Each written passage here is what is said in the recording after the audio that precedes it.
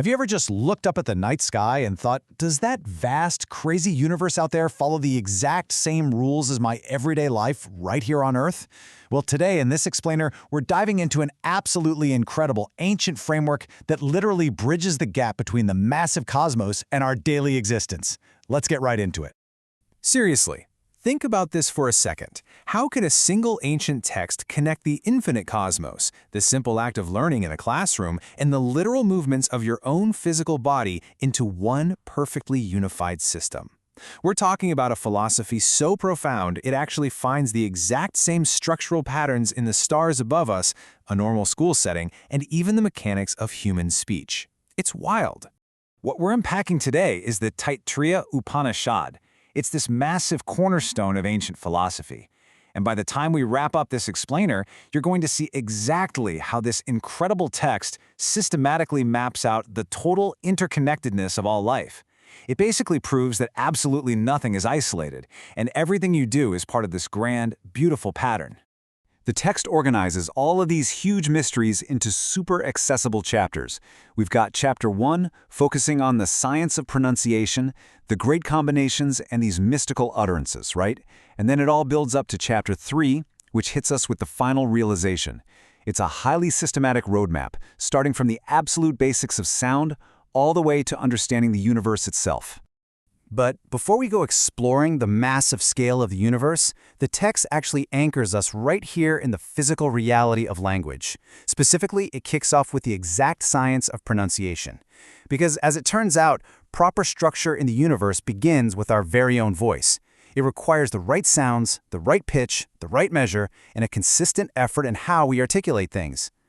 Okay, so moving up from basic sound, we hit what the text calls the great combinations, or sometimes blendings. This is where it teaches us that 5 core areas of existence mirror each other perfectly. We're looking at the universe, the luminaries, the lights in the sky, learning, progeny or family, and finally, your own physical body. The text is setting up this grand theory that the exact same rules govern all 5 of these areas. Now, to really grasp how these connect, we're introduced to 4 mystical utterances. The first one is Bu. This is what anchors us to our immediate physical world.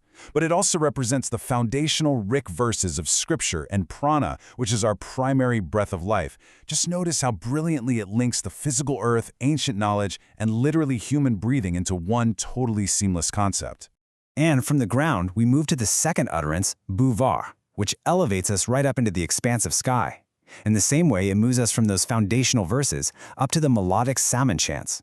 In our bodies, it connects to Apana, described as the secondary, downward vital breath. You see what's happening? The pattern is scaling upward in nature, while at the very same time moving deeper into the body's functions. Going even higher, we get Suva, linking us directly to the heavens, or the next world. In the realm of knowledge, this represents the Yaja's formulas, and inside us, it perfectly mirrors Vyana. That's the circulating life force that just totally pervades our entire physical form. But here is the thing. Everything really depends on this fourth, incredibly important utterance, Maha. This is the ultimate source of nourishment. If we look at the cosmos, it's the brilliant sun. Philosophically, it's the ultimate reality known as Brahman. And physically, it's the actual food that makes our life force thrive. Literally everything in existence rests on this one central, nourishing pillar. So how does all this mystical stuff actually build a practical worldview for you and me?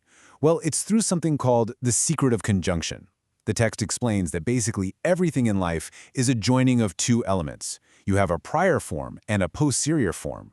And when they meet, they create this really powerful middle point called a junction. Now, if that sounds a little abstract, let's look at some simple daily life examples the text gives us to make it crystal clear.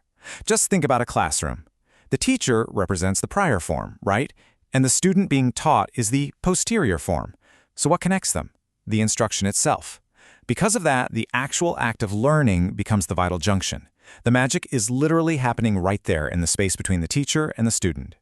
And this exact same structural logic is beautifully applied to the family unit too. In this case, the mother is the prior form and the father is the posterior form. They unite, and the junction created from this union is progeny, their child. That universal rule of 2 things coming together to create a powerful new third thing just applies perfectly here. But it scales all the way down to your individual body too. Specifically, how you're even able to talk. Your lower jaw is the prior form, your upper jaw is the posterior form, and they meet using your tongue. The junction they create is human speech.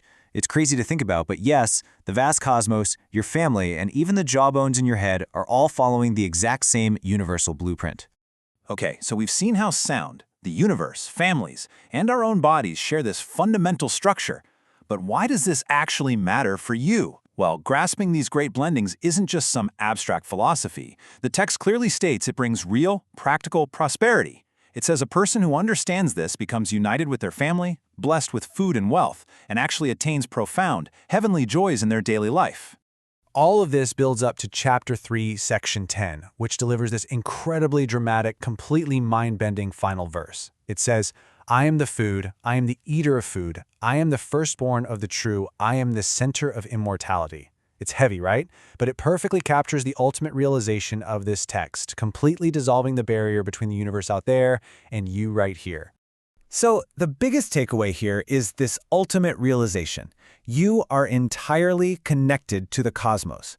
There is absolutely no separation between the rules that govern the stars, the way a teacher speaks to a student, or the very breaths you're taking right now.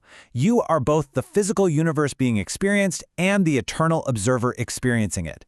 So, knowing how deeply connected you are to literally everything around you, what new universe are you going to create tomorrow?